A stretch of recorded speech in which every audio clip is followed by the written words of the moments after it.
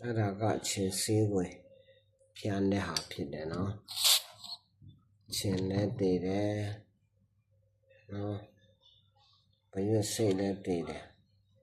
တမ်းเป็นโทกังซาอย่าโทกังต้องสี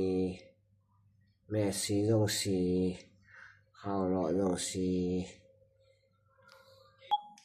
အဲ့ဒါဒဲဦး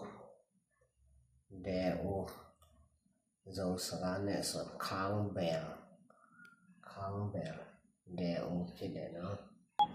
အဲ့ဒါက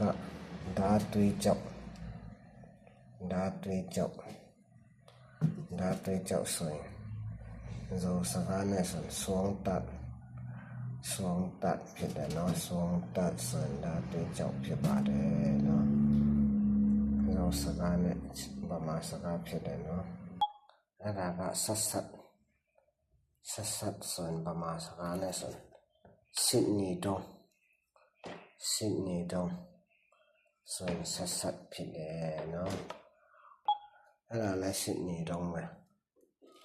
နော်စစ်နေတော့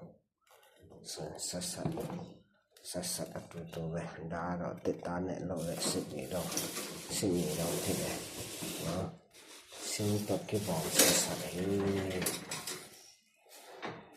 အဲ့ဒါကပလတ်စတစ်နဲ့လောက်တဲ့စစ်နေတော့တမ်းเป็นပလတ်စတစ်တော့ကပေါ်ဆက်ဟေး